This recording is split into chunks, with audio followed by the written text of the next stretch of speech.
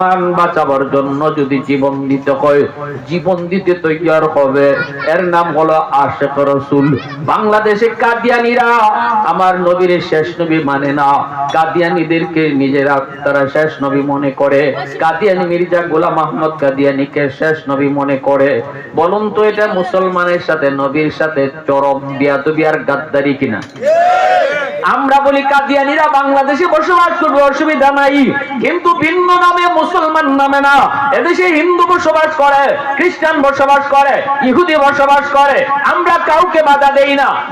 বাংলাদেশ সাম্প্রদায়িক সম্প্রীতির দেশ, এই দেশে সকল ধর্মের মানুষ বসবাস করবে, কোনো অসুবিধা নাই। কাদিয়ানীরা থাকুক, কিন্তু মুসলমান পরিচয় দিয়া যদি বসবাস করতে চায় আমরা এটা মানব না। মুসলমান যদি তোমাকে পরিচয় দিতে হয় তাহলে আমার নবীর এই শেষ নবী মানতে হবে। অবজেকশন আমাদের এই জায়গায়। অনেকে আমাদেরকে কয়, হুজুর আপনারা কাদিয়ানীদের সাথে এত লাগেন কেন? কাদিয়ানীরা আপনাদেরকে কি করছে? হিন্দু থাকে, বৌদ্ধ থাকে, খ্রিস্টান থাকে, এদের সাথে তো আপনি লাগেন না। আমি বলি রে ভাই, তুমি বুঝো নাই, তুমি বুঝো নাই, বুঝো নাই। হিন্দু কোনোদিন নিজের মুসলমান পরিচয় দেয় না, বৌদ্ধ নিজের কোনোদিন মুসলমান পরিচয় দেয় না, খ্রিস্টানও নিজের মুসলমান পরিচয় দেয় না। কয় আমি খ্রিস্টান, কয় আমি বৌদ্ধ, কয় আমি হিন্দু। কাদিয়ানীরাও নিজেদেরকে নিজেরা অন্য একটা নাম দিক, মুসলমান নাম যদি কয় পরিচয় দেয় তাহলে আমাদের অবজেকশন।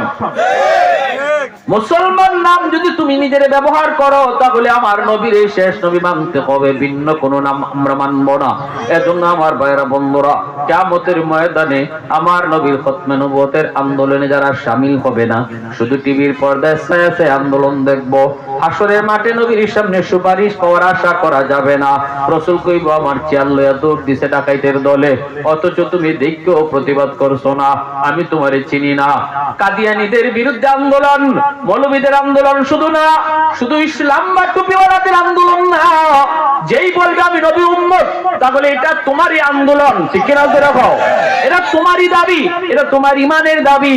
এটা যদি বলো আমি নবীর উম্মত, তাহলে এটা তোমার নিজের ইমানের দাবি। অতএব আমি কাদিয়ানীর বিরুদ্ধে আন্দোলনে কোনো ফিরকা বুঝি না। আমরা এক আল্লাহর গোলাম, এক নবীর উম্মত, এই যদি ওখানে আমাদের পরিচয়, তাহলে কাদিয়ানী বিরোধী আন্দোলনে সবাই আমরা এক নবীর উম্মত, ঠিক কি না? বাংলাদেশে বহু আগে পার্লামেন্টে কাদিয়ানীদেরকে অমুসলিম ঘোষণা হইতো যদি আমরা এই জিনিসটা মানতাম, কিন্তু মানি না। আমরা একটা লোক, ও এটা তো ওয়াহাবিরা নামছে, ওই তো লম্বা টুপিলারা নামছে, ওই তো কমি মাদ্রাসার লোকরা নামছে, আলিয়ারা এরা আলিয়ারা নামছে, এরা দিয়ে লম্বা জুব্বাওয়ালারা নামছে, এরা দিয়ে খাটা বান্ধাওয়ালা নামছে। কি নবীর উম্মত কি খালি জুব্বাওয়ালারা নাকি গোফা কাটাবে পাঞ্জাবিওয়ালারাও? নবীর উম্মত কি খালি গোল টুপিওয়ালারা না সাদা লম্বা টুপিওয়ালাও? তুমি যদি মনে করো আমি নবীর উম্মত, তাহলে কাদিয়ানী বিরোধী আন্দোলনে কোনো ফিরকা চলবে না, কোনো টুপি দেখা চলবে না, পাঞ্জাবি দেখা চলবে না। যদি কেউ আমি মুসলমান নবীর উম্মত, তাহলে তোমাকে অবশ্যই রাজপথে নামতে হবে। প্যারে হাজিরিন, এজন্যই কইছি আশিক রাসূল মুখে দাবি করার নাম না। আবু বকর সিদ্দিক প্রমাণ করে দেখাইছেন, সাহাবীরা প্রমাণ করে দেখাইছেন। আবু বকর সিদ্দিক বলে, ইয়া রাসূলুল্লাহ, কোন কি আপনার ঘুম ভাঙামু? আমি সাপের বিষে যদি কলিজা ফুইরা মইরা যায় তবু আমি আবু বকর হজম করে লিমু, আপনার ঘুম ভাঙাইতে রাজি না। সুবহানাল্লাহ, জোরে বলেন, আরো জোরে বলেন সুবহানাল্লাহ। আল্লাহু আকবার, লা ইলাহা ইল্লাল্লাহ। সবাই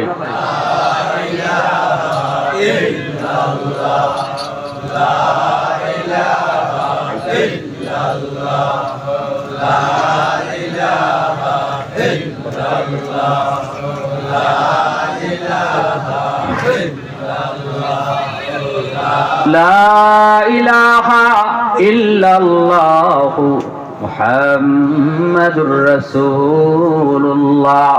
জোরে সুরে বলি সাল্লাল্লাহু আলাইহি ওয়াসাল্লাম।